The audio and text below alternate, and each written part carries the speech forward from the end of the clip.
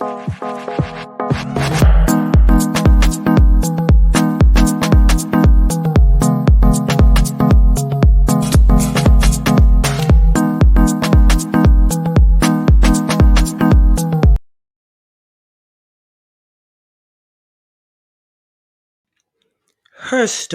Our Story, 1 hour of power. It's an online, free, private group for women.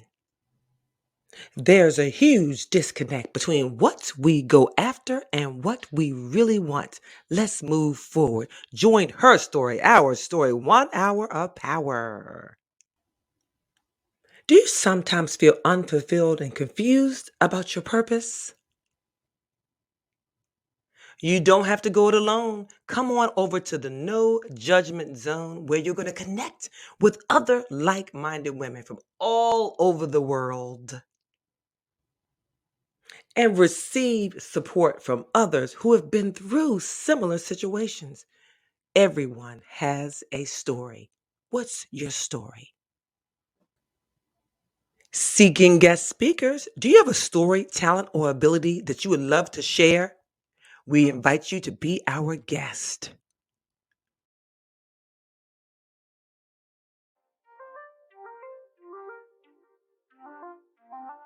Hello and welcome to Her Story, Our Story. My name is Stephanie Wall. They call me Speaker Stephanie. I am the CEO and founder of Speaker Stephanie LLC and the founder of Her Story, Our Story, 1 hour of power, and the founder of 1 Million Lives Transformed, where we transform lives, relationships, and finances. The goal is for every woman, every person to transform their lives. I particularly super serve those women who've experienced trauma in their lives. Welcome to Her Story, Our Story. Remember, you belong here. You belong there. You belong everywhere. Be sure to shine your light. My name is Stephanie Wall, and I'm certainly getting it all. Come on in. Hello everyone and welcome to Her Story, Our Story. My name is Hope Jackson, founder of Always Hope, and my purpose and goal is to help women to unlock what is hidden inside them. I know from experience that sometimes in life when you're going through dark times, you don't realize the purpose that you have inside of you. So my goal is to help you to find it and just to remind you that no matter what you go through in life, there is always hope.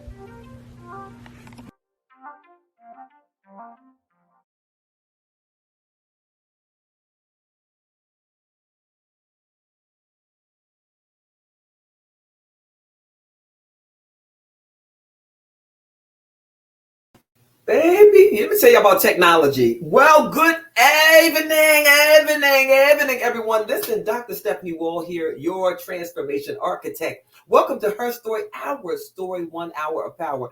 So let me tell y'all right now, every week I tell you, do not get caught up when you're live. When you're recording technology, things happen. So things happen. But tonight, we have a special guest. I cannot wait to share with you all Dr. Jeri Godhigh. Now listen. Hope, my co-host, she is not available tonight. She may pop in, but I'm gonna carry this ship. This ship is gonna stay upright because Dr. Stephanie is gonna carry it on. But without further ado, because I want you guys to hear from Dr. Jeri, because you know what, every person that comes on here has a story that is so transformative. Because here's the deal: at the end of the day, we transform lives. On this stage, we don't compete. We what? We don't compare. We what? We collaborate. All right, Dr. Jeri, come on to the stage, girl. All right, Dr. Jeri, welcome to Her Story. Thank you for your yes. Thank you for your yes. So how was your day? Oh, I can't hear you, Dr. Jeri. Oh, you're muted. I got you. Unmute yourself. Okay. All right. Perfect. Can you hear me? I can hear you now, girl. Yes. Thank you so. It was great. It is going well, even though it's raining here in Atlanta. Are you here in Atlanta? No, I'm in Maryland. Yeah, Maryland. That's where I'm from. I'm from Maryland. Girl, what? I, mean, I was just in Maryland. Where are you from in Maryland? We got to ask. Yeah, so my mother lived in Upper Marlboro when she was living, and my husband's family live in the Waldorf area. down in, near La Plata and all of that great stuff. And I have Yes. some cousins out there as well. So Girl, yes, you like to born say and right raised free. Washington, D.C. area. Girl, good. Look, there's a lot going on. I was just down there for a conference, but just outside of it. So this is good. But now listen, Dr. Jeri, every person that comes on here, we have a couple of questions we ask you. So we're going to just jump right in. But before we do that, well, actually, no, we're not going to do that. We're going to go right on in and let the flow. You good with that? Yes. All right. Yes.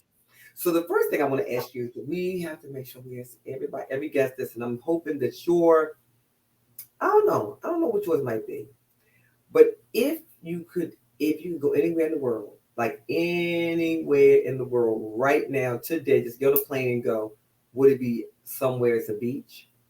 Would it be somewhere like the mountains? Would it be somewhere like camping? Would it be somewhere cold? Where would it be? It would definitely be at a beach somewhere where it's warm and the water is coming through, and I'm able to just sit there and look at the water, the waves. I don't know. It's something about the waves. Even when it's raining, I enjoy it. Some people don't like it. I don't necessarily like driving in it, but I love listening to the rain. And so it's something about water that soothes my soul. I don't know what it is. Yeah, well, I'm going to tell you that I don't know if anybody else has it, but I have a sound machine, and it's not even a sound machine. It's Google. We talk the little thing. Hey Google, I'll be like, hey Google, play the sound of the ocean. If it's not the ocean, it's hey Google, play the sound of thunderstorms. I Yes. could sleep to either one of those. It has to be Yes. or every now and again a little burst of the thunder. A little light. Yeah. I mean, and listen, and we have a little dog, a little small dog, and that thing right there puts him out. And we have granddaughters, and when they visit, they're like, "Oh gosh, Gigi, this just puts me. It puts you in a state. It's very Yes. relaxing." So I'm with you, and I like the beach Yes. too. So I think we had one or two people that said they was going to the mountains, skiing Uh, and things of that nature. Now I ain't messing with that cold. no, it's too cold. And I No, think, being in Maryland, and up north, you're not running to the cold. No. we're Mm-mm. not. Because Mm-mm. we had the 4 seasons, but we want winter to go ahead on about its business. We want to sometimes it come and it stay for a little bit. Most Yeah. times it they'll be threatening that it's gonna snow. It might be one good halfway decent snow where we got a shovel, but Right. maybe 2 or 3 over the whole winter. But that's it. Or Right. or it will be ridiculous. It's either Right. not really nothing or it's ridiculous. But Right. here lately, it's just been not a whole lot going on. So we ain't mad at it. Which is a blessing. Girl, Absolutely. we count numbers. I told him, so we love the 4 seasons. And that's the thing that my husband, he's like, this. When we consider moving, he was like, but I'm going to miss them 4 seasons because I am spring and fall. I'm the happiest woman in the world. Me Spring too. and fall. That's it. Summer, Too hot. winter. Too cold. Right, you with me? You know what I'm saying, Dr. Jeri. So, Dr. Yeah. Jeri, everybody that comes on here on Her Story, Our Story, 1 hour of power, they tell us what their 6-word story is.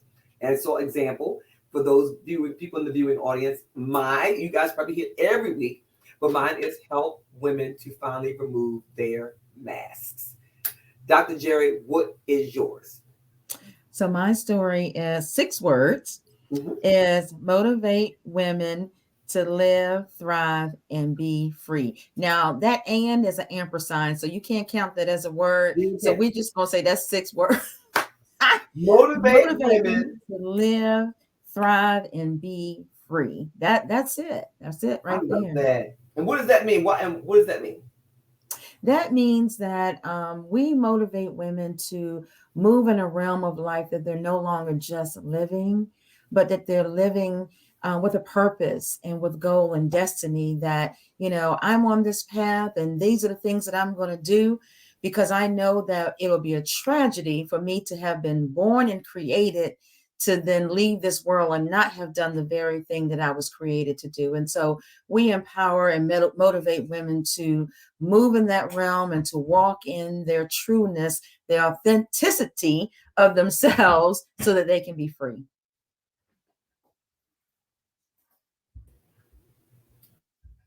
had to hit the button because I be on here on mute every time, Dr. Jeri. So where now? I like that. I like that. Motivate women to live, thrive, and be free. Yes. So where? So what? Where did that come from? What made you in your organization? Where did the drive come? Where the passion to help women to motivate women to live, thrive, and be free? Why? What's your why? Well, my why is because it's been a long journey, honestly. I didn't realize that I had lost who I was starting from age 21 all the way up to 55, not realizing that I really wasn't living in my true authenticity or my true authentic person. I became everything for everybody, and not really realizing that I had lost who I was. And so one day I had thought I had achieved everything. I think that I was sitting in my office and it was, we all said at one point in time, I want a glass, I want an office with glass windows and I want to be in the corner and, all those good things. And sure enough, that's exactly where God allowed me to be.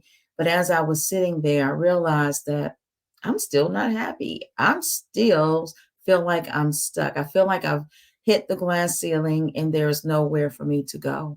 And so that's when I started coaching and getting coached. And I began to get therapy because I realized that there were some things in my past that was holding me back to not really fully living out who I was. I didn't know who I was. I thought I couldn't do anything. I grew up thinking that I didn't have that special one. When you think about that special touch, when you think about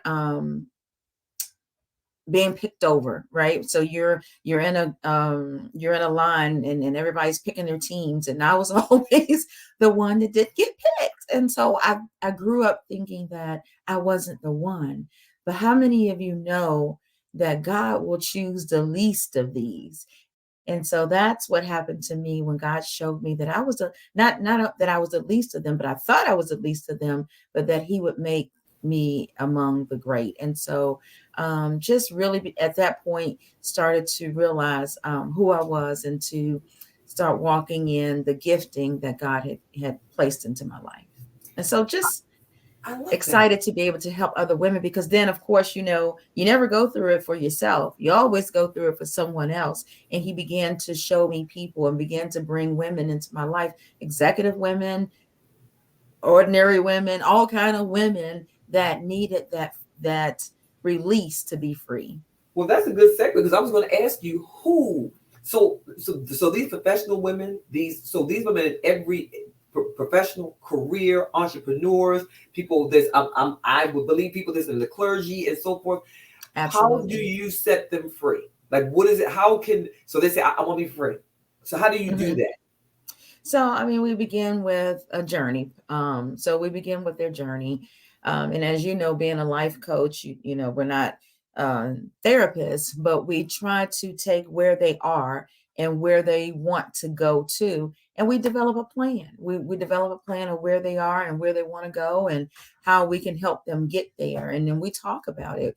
We discuss it. We figure out, okay, what's your plan? Where is it that you want to go? And then we discuss how to get you there. And then sometimes it may require some therapy work, right? And so if it does, we refer them out to get some therapy work done, because sometimes the very thing that's holding you back is that generational curse in your life that's stopping you from really being free.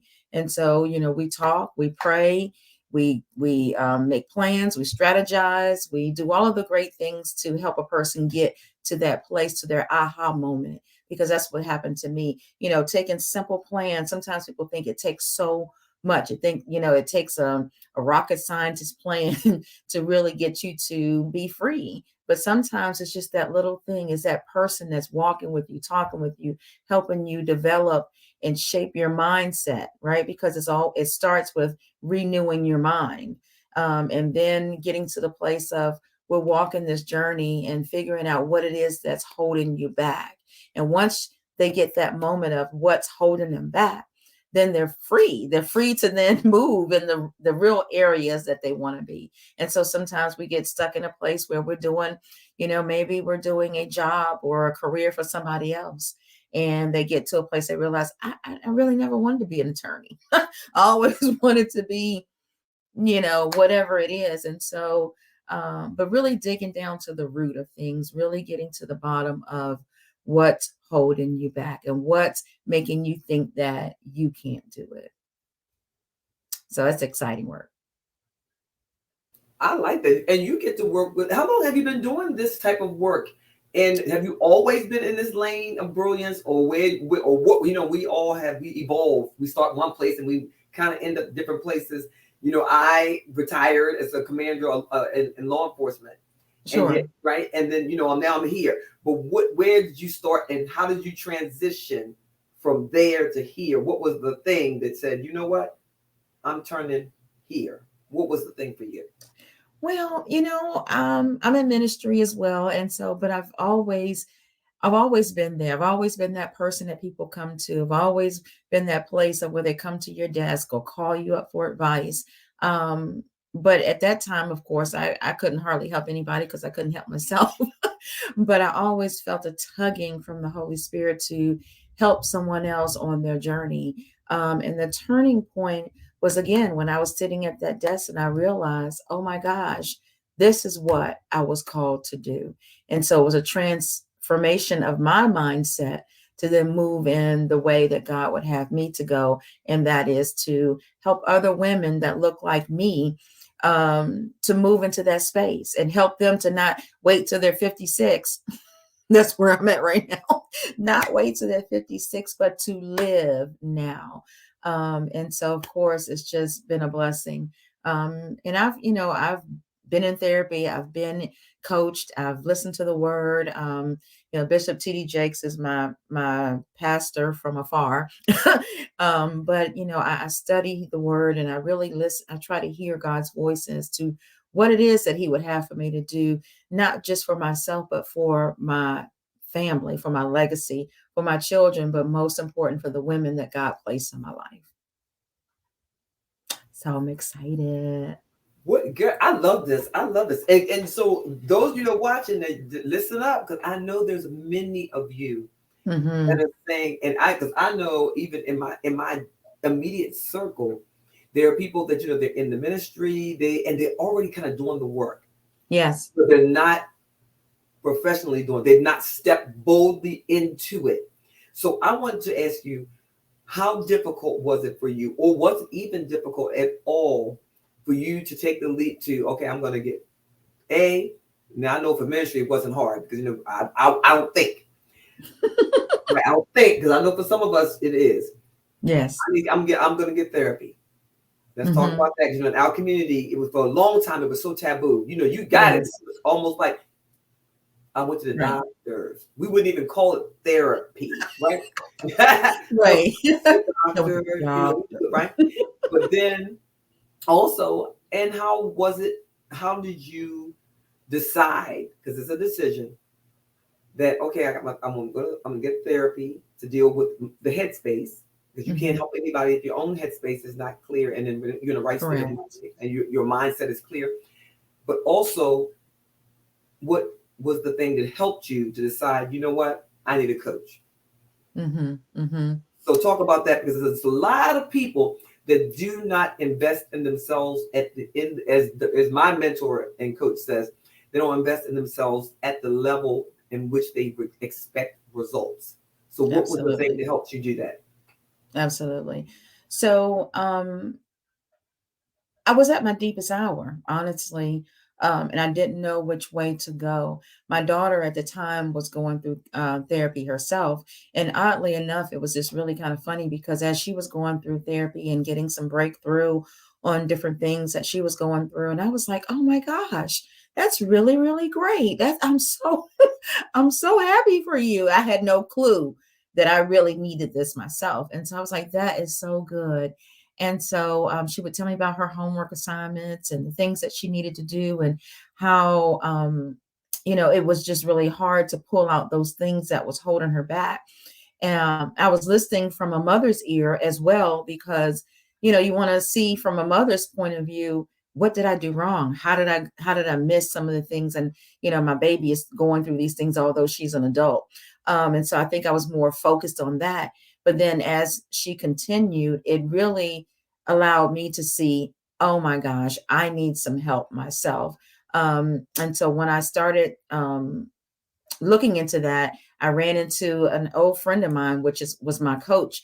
I had, decided to come on board with her, and she started talking to me. And I said, "Do you know of a therapist that I can go to?" I said, "Because I feel like I need some help, not just coach wise, but, therapy wise." And she said, "Yeah, I have a recommendation." And so she recommended a therapist to me, and she was absolutely phenomenal. But I knew that I needed help because I couldn't find my way out on my own. It felt like I was still sinking day by day, even though I had the businesses, I had the husband, I had the children, I had the grandchildren, I had the house, the car, all of those things.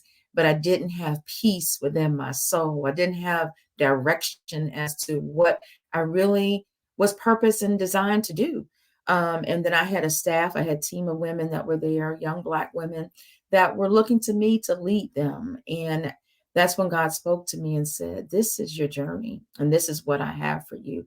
And so I began to, like you said, get help for myself, and, get under women that were already there, already at the place that I needed to be, where I needed to go, and that I aspired to go to. And yes, it did cost a little bit of something, but anything worth having is worth investing in, is worth, going after, because it's for your soul, it's for your life, and then more importantly, it's for someone else. And so, I wholeheartedly believe in that. But I also believe what you said too, Dr. Stephanie, that we grew up in the church. We grew up in the community thinking that we didn't have access to therapy. That was not something we did. That was something that other people did. As long as we had Jesus, that's all we needed. But the Lord says, "I want you to seek help." Yes, He's there with us, and He's given us what we needed, but I needed some physical help, somebody in front of me that was going to help show me the way, from a mental standpoint as well as a physical standpoint. And so it was just phenomenal for me, and it opened up doors and opened up my mind. And then I was able to shift. I was listening to Bishop the other day, and he was talking about everybody's doing a shift, and, everybody wants to go through a shift, but a shift means change. A shift will cause ruckus in your life. A shift which will cause things to shake. And so if you're not prepared and ready for that shift, it can really shift you all the way to the other side. But we teach and show people how, shifting is great. But shifting also means that there's some things that's got to move. There's some things that's got to change. And we help you go through those things that have to change and shift. Because in order to be reconstructed, destruction comes on first. And so there's some things that we have to put in place to get ourselves ready for destruction so that we can be reconstructed. And so just excited about what God's doing. I like that you said, in order for the reconstruction, you have to be prepared for the deconstruction. And that is a fact. Yeah, it is a fact. It's a fact. I mean, in every opportunity, think about the military. They break you down before they build you back up. Right. And one, because we all they go, when you, I wasn't in the military. However, I was in a paramilitary organization. So I remember, to this day, I remember going to the first, what was supposed to be orientation. I'm thinking orientation, what? That's before you get started. Right. No ma'am, no ma'am, no spam, as my friend Sabrina says, Dr. Sabrina. Because when I arrived with a bad black suit on with some bad high, but was it about 3-inch heel pumps? Mm-hmm. Patent leather, girl. Somebody dropped us all down on the floor and said, "And nobody better not be on their knees and doing push-ups." I was like, what? That in that moment, I said to myself, I'm too old for that. What have I signed up for? But my ego jumped up and was like, "We in it now, sis. Mm-hmm. We don't quit nothing." Yes. So buck up, girl. Buck up. Woman up. We got something. We got work here now. But I'm telling you now, they had to. They brought us, and we were individuals when we came in there. When we left as a group. It was 50 of us. And I mean, they broke me down. I was like, oh my God. Every preconceived notion, everything I thought I knew about it, just gone. I came in as an individual, I left out a team. You understand? And but in order to do that, they had to break us all the way down. So we had to depend on one another and on more than what we had in our head, and to just open up our minds. Yeah. So that is key. And it gets ugly. Yes. So in coaching and in therapy, that truth sometimes, and it was bringing to one of the questions I have, because I'm sure you find it, because I know I certainly do, because we serve the same community, kind of, sort of, Black women. Yes. Women in general, and particularly career women, professional women that are leaders in their areas of brilliance. Yes. I don't care who you are.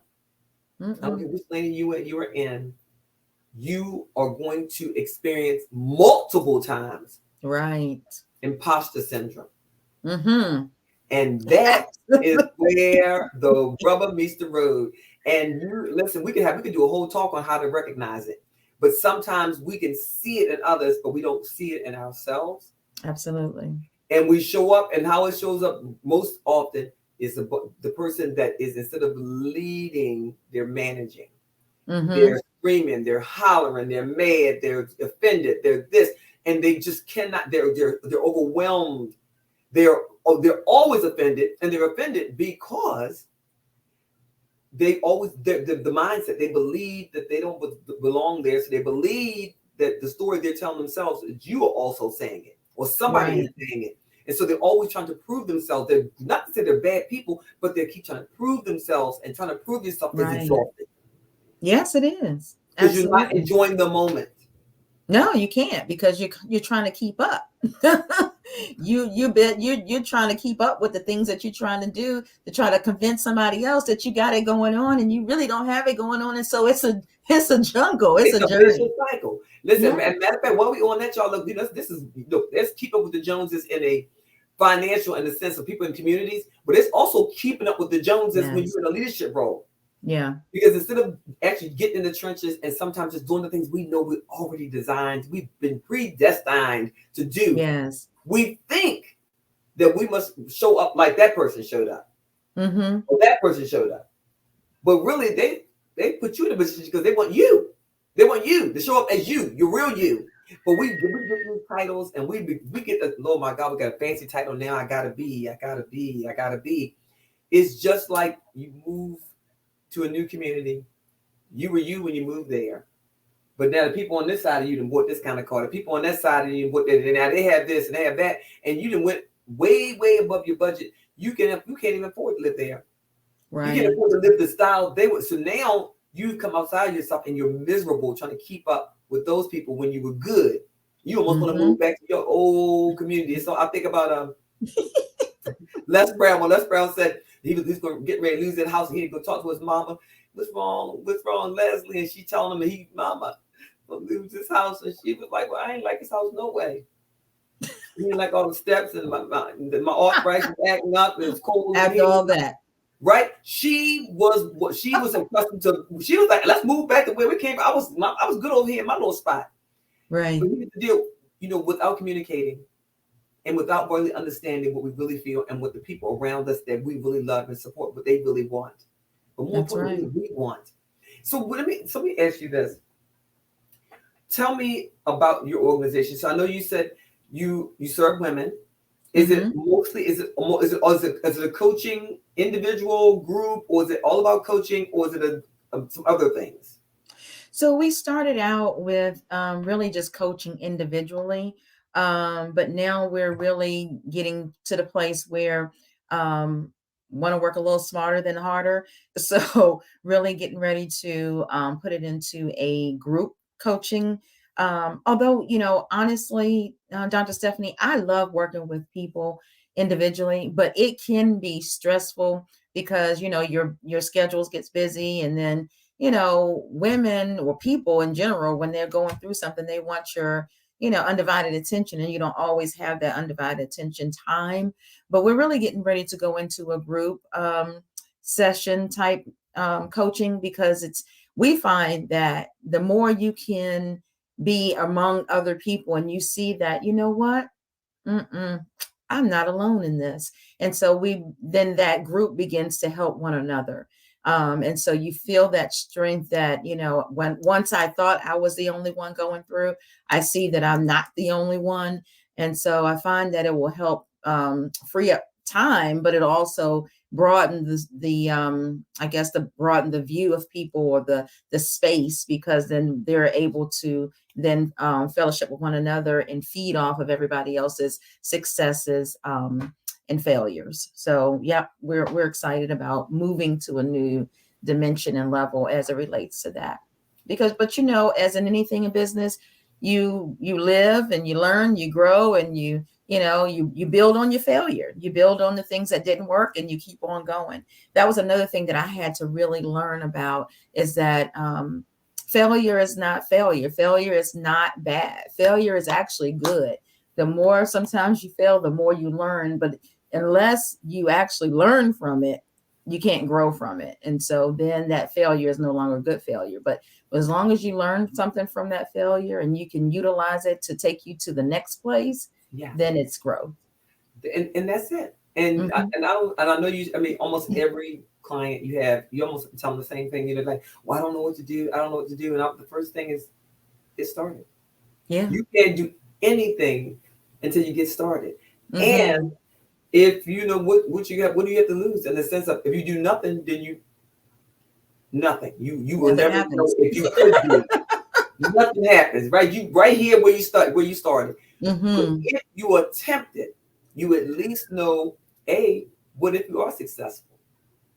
What if you tried that and you realize, okay, maybe I didn't even like that to begin with. I actually wanted to do that. Maybe you learn something new, but just get started. Well, we're going to take a quick commercial and we'll be right back. Well, all right. A quick one. Hi, my name's Priscilla Batten. Since beginning my journey with Speaker Stephanie, the Transformation Architect, also known as the Tower of Power, I have gained more self-confidence. I've used my voice more to support and to encourage those that I love, as well as others that I come in contact with. I have gained a lot of confidence when it comes to speaking publicly, and I am also a lot less anxious. If you're someone who wants to increase your visibility, grow your business and your confidence using your voice, I highly recommend Stephanie. She has a positive spirit. She inspires not just in words, but by example. And I am sure that she can provide the tools that you need to keep moving forward towards your goal. Thank you. All right. And and that's one of my clients, and she's a veterinarian. And here's the deal: we all use our voices. Oftentimes, folks say, "Well, I'm not a speaker." I was like, "Oh, we all are." Yeah. We are all. If you're a teacher, preacher, presenter, leader, if you are standing in the front of the room, or in this day and age, if you're on Zoom or StreamYard or one of those platforms, you are talking. And as a matter of fact, the one thing that is now setting people apart is their ability to engage and get on these platforms. If you cannot open your mouth and just find a way to share your thoughts in a way that people receive it, whatever it may be, and quite frankly, storytelling, because they will, as a presenter, folks will forget every one of those bullets. They won't remember those bullets, but they'll remember a story that is attached to each one of those bullets. Yes, and how it made them feel. In an emotion, wrapped in emotion. Now, tell me, how do people come in contact with you? How do your clients come in contact with you and become and are able to engage with you? Like, what's the first point of contact? So the first point of contact is they can go on my website at www. I was told to stop saying that. My coach said, stop saying www. Okay. That comes from being old, right? Okay, so you go to JeriGodhigh.com, and then you can fill out they can fill out a form there, and that will come directly to us, and we will engage them in setting up a discovery call. And then once we get the discovery call, then we kind of move from there. If they don't know to go online, some people will just look us up on the website. I'm sorry, they'll look us up on the website, and then they'll call us, and they can reach us by phone. Sometimes, I'm doing better on Instagram nowadays and Facebook. So I do have a social media person that's starting. And so I'm so excited about that because, that's been one of those things I'm not super at, but that's another way to reach out to our clientele as well. Who would you say are your avatars, if you will? Who are the women? Who are the people that you said? Who are the people that you need, that you know that they would come to you? You say, you know what, you need our service. You are our ideal client. Who are those people? Yeah, so it's really funny because if you look at me, you would think, well, surely it would be, the older women, women that, around my age. But honestly, even though my target has primarily been women, executive women, wives, but I have been drawing millennials, honestly, millennial young ladies that are really wanting to be that entrepreneur, because I'm what we call a serial entrepreneur, but they're really looking for someone to help them move in that realm because they want to live free. They don't want to do the same old things that, maybe mom and grandma did. And so for whatever reason, I don't know why God is doing it, but really just kind of sending millennials my way. I never thought that it would be that way. Honestly, I thought I would attract, women my age, right? Or women that are married. Yeah. So, okay, you said you were a serial entrepreneur. Talk about that. So, what kind of business and what do you have? Talk about. See, you can't be coming on here to talk about that one thing. So, what was your first business? Your first one. I like to call it the pinky toe in the water. What was the first thing? What was the first thing, and then what are the other businesses that you have launched? Yeah. So my very first thing that got me out in the world, if you will, was my real estate company. I started out as a real estate agent back in 2005. And then I just thought, okay, well, I'll just be a real estate agent. But I feel like I've always been an entrepreneur. And if I'm talking to you today, listen out, because I always was the one that did Mary Kay. I did Avon. I did pictures. I did hair. I did everything that I thought that, I don't know, that was just being my own boss. So I always felt like there was something within me. I think I sold insurance. I did a little bit of everything that an entrepreneur would do. And so I always was seeking out ventures that would allow me to be my own boss. And so I became a real estate agent, and I did that for some years. And I said, yes, I'm going to be a broker one day. And life happened, and I got sick, and I didn't know I was going to live. And that's one of the reasons why, Dr. Stephanie, I talk to women about living, because I didn't know I was going to live. I was diagnosed with this disease called scleroderma. It's a disease that's not curable. And I was in and out of the hospital for years, and I didn't know that I was going to live. But God spoke to me one day. I fell out of my bed. I never forget it. I fell out of my bed on the floor, and I knew at that point in time that I had to get up and make sure that I did things for myself. I couldn't wait on anybody to do it. I had to do it. But I said at that point in time in my life that I am going to live. And so moving forward, after, I really went into remission and things like that, I started my own real estate firm. And so I still have that today. I have about 5 agents working partner along with me, and they are super fantastic. And then after that, I started my management company, Godhigh Agency. And so I opened up an all-state company, and that was growing. It was great. It was during the pandemic. We opened, pandemic closed us down in March. We started March 1st, but God. And so we still continue to trek on that journey. And that's where God really showed me. And so I'll never, when we talked about failure before, I'll never look at it as a failure because I did close it. I had to sell it because we weren't making the money that we needed to sustain to go to those next levels. But I did make some money out of it. So it was great. But the main thing was that I had an opportunity to speak into women's life. I had an opportunity to grow into myself. But I also had the opportunity to hit the ceiling to realize that I wasn't who God had called me to be. Then I also opened up another company called Josie Girls Lead. And that's a company that has allowed me to publish my own book. And so, and Josie Girls Leads was, what am I trying to say? It is named after my mother. And so I believe that God's going to take myself and my daughter and my granddaughters, and they're going to lead this company when I'm no longer here, but it's called Josie Girls Lead. It's a publishing company. It's for training. It's for speaking. It's for authors. And then down the road, she also wants to do a nonprofit side and do debutantes and balls. And so that's where I am. I'm just excited about, of course, my coaching is in there under my management firm. I'm also doing government contracting work as well. So just excited in the avenues, the different ways that God is using me to be able to be a blessing to women everywhere. Let me tell you, Dr. Jeri, you are a woman of many, many talents. Amen. And I receive it. So, but wait a minute. Tell me the name of the condition again, the disease.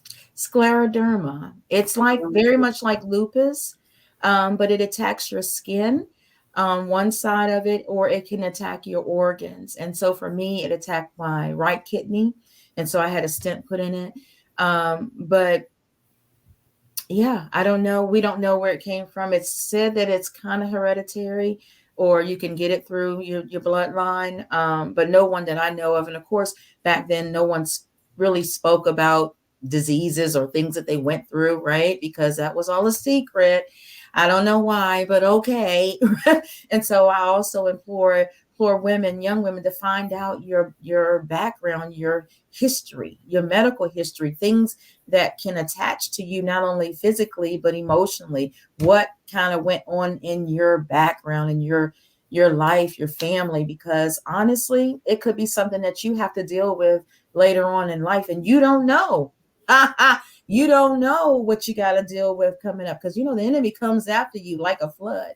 Come on. So, yeah. And so really, back then we didn't think to say, well, why do y'all do that? Or how, what kind of what runs in our bloodline, or, and so it just kind of died with our elders. And so now I implore women, that especially those that have older women in their family still alive, find out, get your history, what's going on in your background, health wise, sleeping around wise, drinking wise, smoking wise, all those wise, what was happening, so that you can be able to chase that thing down. And let me say, and that's a great segue into, because Dr. Sabrina, just today, I was talking to her, and she was very upset because one of her jobs, I like to call it, is she's a patient advocate for people with insurance. And it frustrates her beyond frustrating. She feels that none of us are really paying enough attention. And I told her, I said, look, admittedly, absolutely. Look, when you go start a new job and they give you an employee handbook, how many of us read that handbook? Nobody. As Keith Sweat saying, just the important places. What day do I get paid? Look at. We get down to the day, how many days I get off, right? I mean, we going right to the page about what we get. Right. I said, even when we buy a new something we have to put together, we halfway look at those instructions. We look at it enough to be able to put that together. When we get those little notices from our insurance company, we look at this is not a bill. But what she has asked me to do it, and I'm gonna say it, is that she's asked me to ask my people particularly to pay a little bit more attention and to advocate, and to when you unsure, and particularly when you have if there's a new condition or a new medicine or a new anything, or you're going to change something, to contact your insurance company and get clear on Yes. what it does cover, because Right. she is super exhausted, because by the time they come to her for advocacy, it's too late. Yeah. And so she's advocating, but really at this point, what I explained to her, you're advocating, but you're really advocating on behalf of the family, and you now may save the lives of the family members, even if you can't save the life of the person who you are now an advocate, right? So Yes. please, please, please, she says, listen, know more about your insurance, know about, ask questions, read the paperwork. She said, please read it. But I want to, I had to say it because she's gonna watch this. I want to know from you, how did you know that you had this condition? What was the thing that triggered? What was the thing that made you go to the doctor? So how did you find out? Well, I didn't know what I had. I didn't know what was going on. I just knew that I was swelling. I knew that my ankles, my feet, my hands were swelling pretty bad, but I didn't know what it was coming from. I knew that my energy level was changing. My breathing levels had changed, just going up and down the steps. And so I was like, something is wrong. But when you talk about being your own advocate, it's so true. And I tell everybody that you need to be your own advocate, especially when it comes to your health, because you'll go into the doctor's office and they'll tell you they only hear certain keywords. And when they hear a keyword, they think, oh, yes, it's that. And it may not very well be that. And then you go home and you're the same way you were when you got there. And so I had to learn to be my own advocate and make sure that I asked the right questions, that I demanded certain things, because they just wanted to put you in a box. If it looks like this, it smells like this, it's got to be this. And so it took months to find out what was wrong and my true diagnosis. And I just kept pressing my doctor, and she's super sweet. She's one of those people that are just, believe in helping you. And so she just kept doing test after test after test, blood work, this work, that work, sending me from one doctor to another. I think I've seen every specialist you probably could name, but just really being your own advocate to make sure that you tell somebody that this is that, or this looks like that, or this feels like that, because sometimes it can be overlooked, and sometimes conditions get overlooked for years because they didn't know to ask the right question, or then it's too late. That is so key. Let me tell you, we were in San Francisco on vacation, and we were walking, and my husband just started like it's like he had vertigo or something. So we were like, something's going on here. So when we get home, we're gonna go to the doctors. They make a doctor's appointment, go see a neurologist, make sure things okay. Went to see his doctor. His doctor said, go see a neurologist. Went to see a neurologist. And like you said, she heard some keywords. Honey, that thing had us on the treadmill, as you would say. For one point, she had us convinced he had MS. Then it was, oh, no, wait a minute, it's not MS. You have lupus. Right. But no, it's not lupus. By this time, I was like, wait a minute. Right. But he was so stressed because he was convinced he had one of these. Finally, after many visits and drilling down, and said, one, he went to see a doctor specialized in Baltimore at Johns Hopkins. The doctor said, you don't have lupus and you don't have MS. You have this and this, and just take this medicine, you'll be fine. You see? And all the great insurance you had, but he had to ask the right questions of the right people. Yeah. And he too had to be his own advocate. And what we learned was that we have to ask more questions. But I'm always interested when somebody tells us, particularly if you just named something I had never heard of.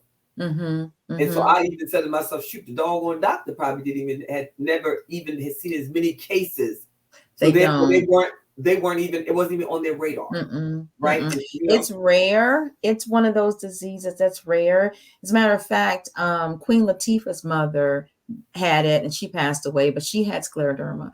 But it's one of those rare diseases. And so even in that, when I said I'm going to live, that's exactly what I meant. I meant I was going to live until I die. Even though I'm not kidding you, it was hard. It was not where one day I just woke up, oh, I'm going to live. But it took time. It took my faith. It took my determination to say, I am going to live no matter what the doctors say, no matter what the diagnosis is.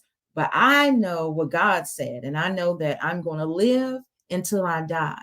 And so with that determination, with my faith, and God just continued to move in me.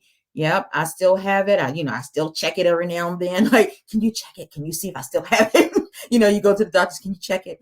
And it's still there. But I said, but still, I serve God. And God, I know what you told me. And because you said I will live and not die, saith the Lord, then that means I'm going to keep going. I'm going to keep doing it. I'm going to keep pressing forward. Some days you feel great. Some days you don't feel so great. But when you have and you know what you're destined and created to do, you'll do that thing no matter what might come your way, as they say.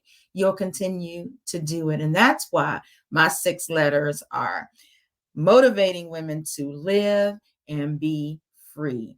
For real, live, right? Because that saying of just live, we're gonna live. No, live with purpose, live with destiny on your mind, live with legacy in your heart, live with love. Because honestly, at the end of the day, it's all that matters. Because when tomorrow comes, if you never see tomorrow, tonight comes, you never see tonight come, what have you really done? What impact have you left in this lifetime that somebody else will say, boy, oh boy, I'm so glad that Jeri, that Stephanie lived in this lifetime.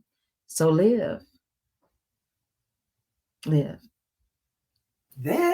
Dr. Jeri, that was the benediction. I was getting ready to tell you to tell these people, to tell our listeners, and particularly, I was going to say, hey, Dr. Jeri, tell our listeners, those women, those men, those humans, those people that are listening, that are sitting here, whether they have some condition, some known or unknown, a dream in their heart, yes, that they have not yet pursued, or a business that failed and they felt like, well, they failed. I can't go. I tried that one thing, so that's it. But you just told them to live, no matter what. No matter what.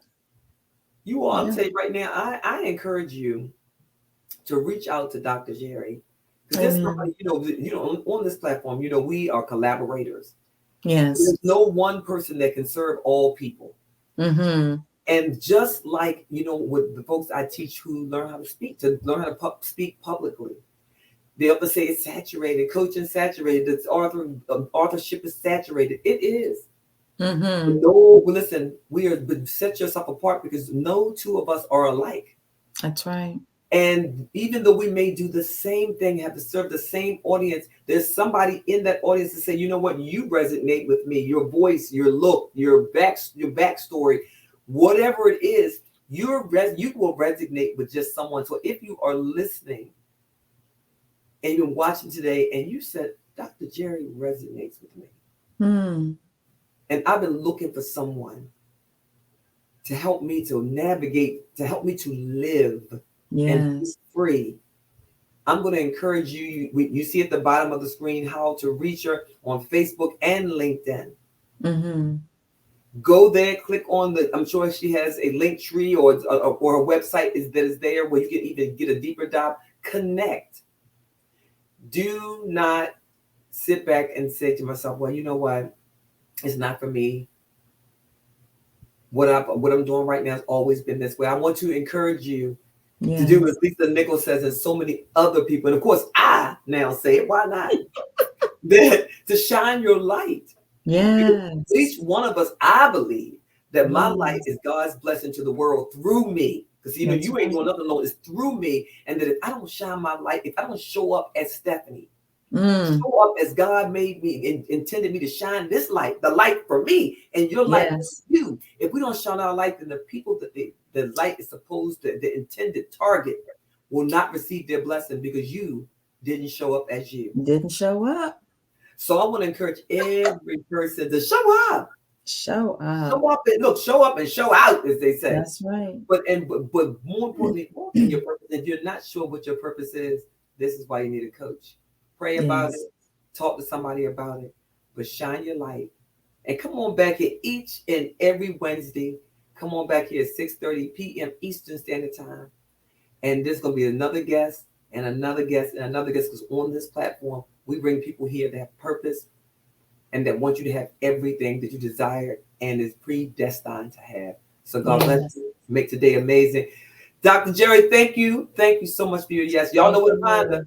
Get my new book. My new book. Yeah, please. I'm going to fall back. I want you to show your book, and I want you to tell them how they can get it, okay? Whoop. Yeah, so my new book is called Who's Sleeping With Your Husband? A Woman's Guide to Rediscovery and Freedom. It's going to help free you up, get you to the place where you're walking in true destiny and freedom. You can get it at JeriGodhigh.com. You can go to Amazon.com, BarnesandNoble.com, BooksAMillion.com. It's available today. Honey, who's sleeping with your husband? Right there. Y'all know y'all saying, wait. All right, so this is what's going to happen. This, where every place, particularly 1 Million Lives Transformed on our channel, everywhere we are, we're going to put that link in there. But they can also, when they go to your social, when they go to your website, will it also, the book is on there? Yes. Oh, y'all, there we go. We're going to make sure we put the website in there, so you all will see you next week. Dr. Jeri.